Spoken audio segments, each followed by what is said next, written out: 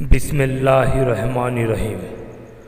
اللہ کے نام سے شروع جو بڑا مہربان اور نہایت رحم کرنے والا ہے۔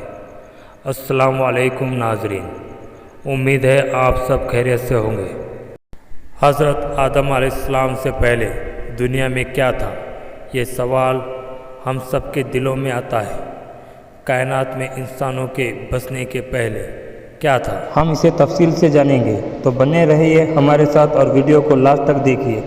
دنیا بسنے سے پہلے اللہ کے سوا دنیا میں کچھ نہیں تھا۔ پہلے اللہ نے پانی پہ اپنا عرش بنایا، گویا یہ کائنات کی ابتدا تھی۔ پھر اللہ نے قلم کو پیدا کیا، اس کو حکم دیا لکھ، تو قلم نے اللہ کے حکم سے قیامت تک ہونے والا سب لوح محفوظ پر لکھ دیا۔ اس کے 50 سال بعد آسمان اور زمین کو بنایا، پھر فرشتوں اور جناتوں کو بنایا۔ اس کے بعد 6 ہی دنوں میں پوری دنیا بنا دی۔ اللہ نے آدم علیہ السلام کو بنانے سے 200 سال پہلے دنیا میں جناتوں کو بھیج چکا تھا، لیکن انہوں نے زمین پر فتنہ فساد کیا، ایک دوسرے کا خون بہایا، تو اللہ نے فرشتوں کو حکم دیا، فرشتوں نے جناتوں کو زمین سے دور کر دیا، تو جنات جزیروں اور سنسان علاقوں میں چلے گئے۔ جناتوں میں ایک عزازیل بھی تھا جو اللہ کا بہت عبادت گزار بندہ تھا، تو فرشتے اس کو اپنے ساتھ لے آئے، جو بعد میں اپنے تکبر اور نافرمانی کی وجہ سے ابلیس کہلایا۔ اب اللہ نے انسان کو بنانے کے بارے میں سوچا، تو فرشتوں کو کہا، میں زمین میں ایک خلیفہ بنانے والا ہوں۔ فرشتے جناتوں کا حال دیکھ چکے تھے۔ انہوں نے اللہ سے کہا کہ تو اسے کیوں بنانا چاہتا ہے؟ یہ انسان بھی زمین میں جا کر فساد کریں گے، ایک دوسرے کا خون بہائیں گے۔ اللہ نے کہا، جو میں جانتا ہوں وہ تم نہیں جانتے۔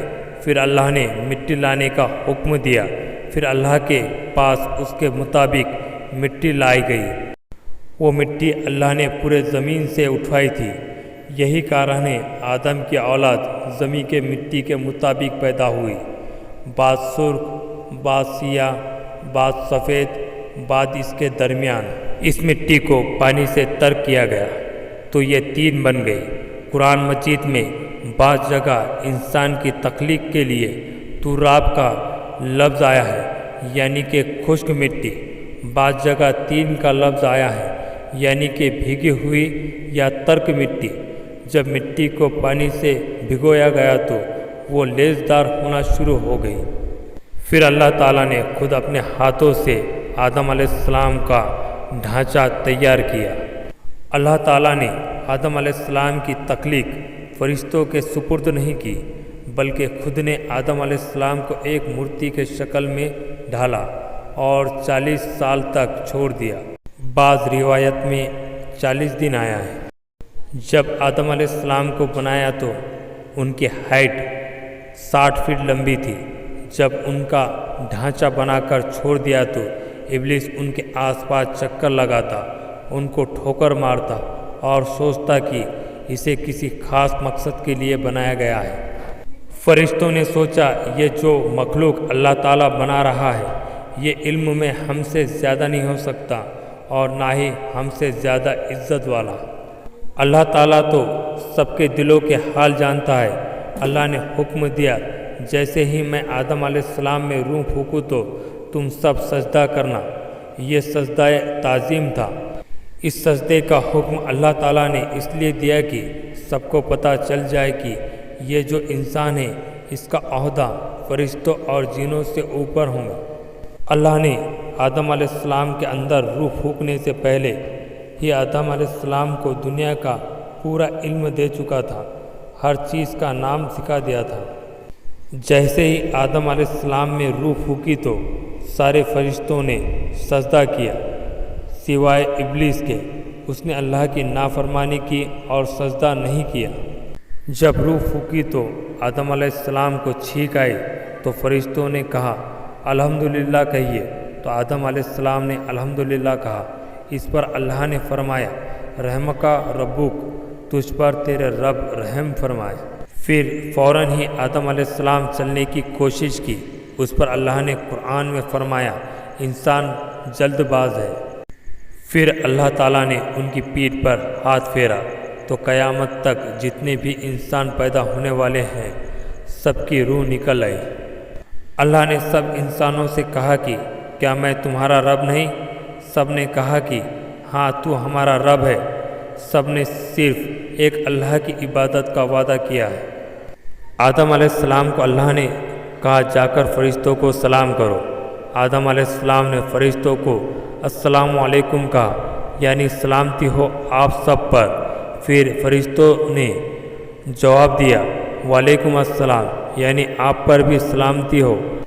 اللہ نے کہا یہ تمہاری اولادوں کے لیے تحفہ ہے۔